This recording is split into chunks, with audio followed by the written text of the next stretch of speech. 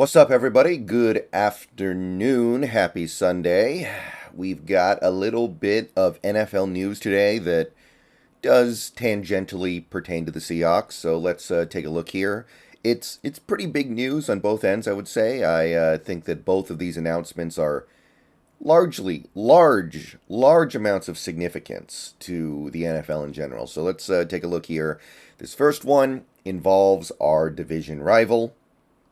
And this isn't exactly shocking, but I will say that it also indicates a certain amount of desperation on the part of the Rams. And a couple years ago, when the Rams were going all in trying to win that Super Bowl, and while they did successfully manage to pull it off, and while you would still call what they did a success, it was pretty clear that at some point it was going to start to hurt. And now you're seeing it start to hurt.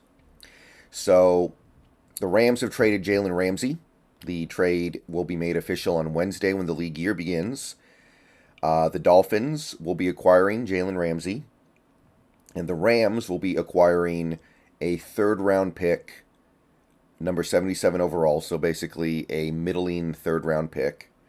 And Hunter Long, a tight end. So that's not a heck of a lot. Now, Ramsey, look, he's getting older.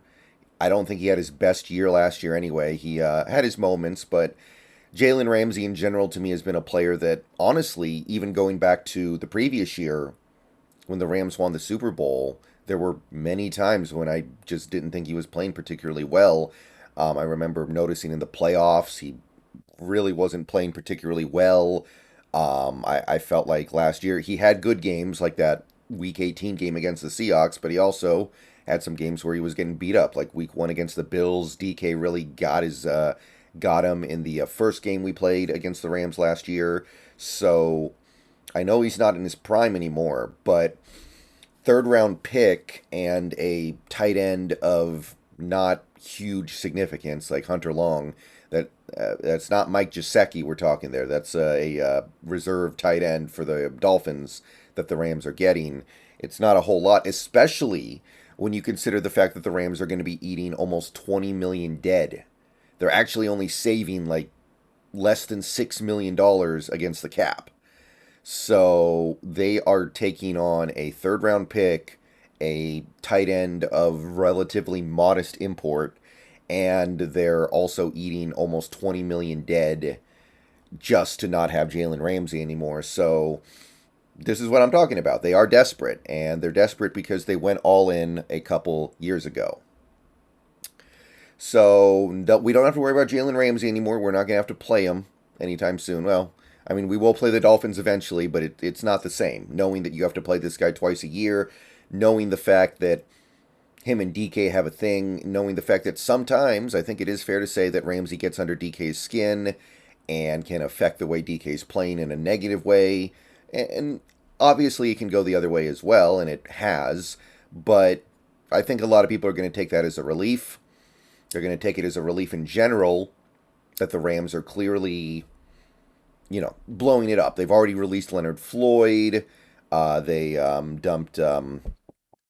They're looking to dump Allen Robinson if they can, because that's just not working out at all on any level. They've already dumped Bobby Wagner. Clearly, this is a team that is going to punt on 2023 and maybe go for Caleb Williams and see what happens in 2024 with somebody like him.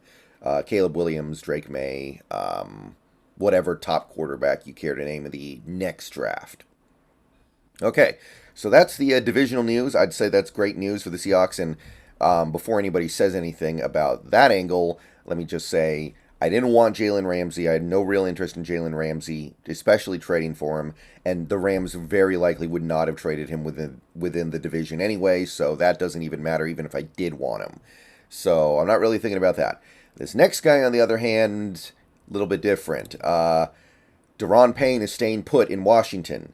The Carson Wentz release has cleared enough cap space for Washington to decide to keep Daron Payne around. He is the second highest paid defensive tackle in NFL history now. He has agreed to a 4-year, $90 million deal.